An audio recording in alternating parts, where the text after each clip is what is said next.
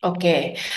TER ini teman-teman, TER ini sebenarnya dia itu khusus untuk TER ini tidak berlaku untuk semua orang pribadi. Maksudnya TER ini cuma khusus berlaku untuk teman-teman yang bekerja sebagai karyawan saja gitu. Kalau teman-teman sebagai freelancer, dia tetap pemotongan pajaknya seperti biasa, tetap 5% aturan terbarunya ya. Kalau dulu kan sifatnya akumulasi juga ya. Kalau freelancer itu kan biasa dipotong sama perusahaan tuh, misalnya kamu punya fee 10 juta, dia ada pembagiannya setengahnya dulu. Jadi 5 juta baru dikali tarif 5%, 15, 25, 30. Akumulasi gitu ya. Tapi semenjak aturan 2022 apa 2023 ya, saya lupa yang tarif TER ini, atau 2024 ya mulai terapin tarif TER ini ya.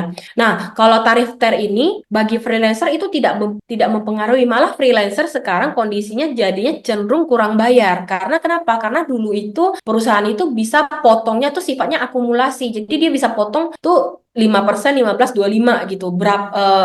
Tergantung penghasilan yang dia bayarkan itu secara akumulasi udah masuk ke level berapa gitu kan. Tapi sekarang itu seluruh perusahaan itu motong freelancer itu maksimal hanya 5% saja. Berapapun penghasilan kamu dia hanya potong 5%. Nah, nanti PR freelancer inilah dia yang harus menyesuaikan sendiri di akhir tahun, dia hitung ulang kira-kira pajaknya udah kena level yang ke berapa, tarif 5 atau 15 atau 25, baru dikurangin bukti potongnya itu. Dia harus setor sendiri selisihnya. Jadi TER ini sebenarnya tidak berlaku untuk freelancer, dia hanya berlaku untuk karyawan. Dan biasanya untuk karyawan itu cenderung ada yang lebih bayar dan kurang bayar. Tapi itu pun tidak perlu si karyawan pusingin karena teknis potong dan pungut itu di kewajiban perusahaan gitu kan. Nanti karyawan tetap terimanya bukti potong. Dan kalau statusnya nanti lebih bayar, inilah nanti perusahaan yang balikin saldo kasnya gitu ke karyawan yang lebih bayarnya gitu. Jadi TER ini sih nggak berpengaruh ya bagi pajak freelancer, ini hanya pure untuk karyawan saja gitu. Semoga menjawab ya. Oke, Oke. oke, itu TR tadi itu ya, tarif Mm-mm. berapa? Tarif efektif rate kalau nggak salah nama panjangnya. Bentar-bentar aku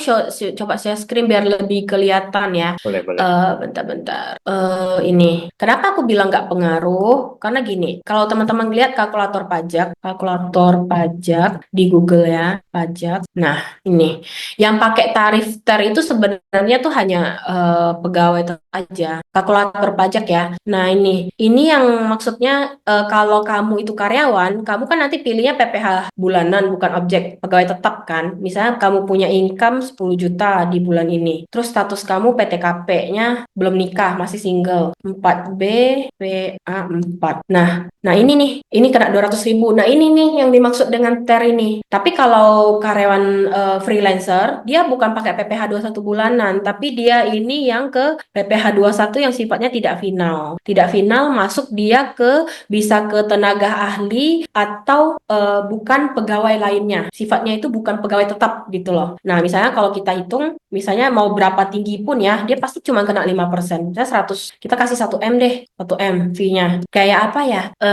Rezuka Ari ya, 1M gitu ya, satu bulan. Nah, dia pasti nanti pemotongannya itu cuma 5% aja. Oh, sorry. Ini ya kalkulatornya masih ngaco. Belum, ini tidak akurat ya teman-teman ya. Tapi kalau teman-teman lihat bukti foto yang diterima itu pasti masih 5% maksimal. Tidak akan akumulasi. Nah, aturan lama sebelum 2024 seperti ini dia semakin tinggi dia bisa makin makin tinggi dipotongnya begitu. Ini kalkulatornya masih ngaco. Mungkin bisa jadi karena migrasi ke Cortex kalkulatornya juga berantakan. Padahal sebelum-sebelumnya udah cocok tuh.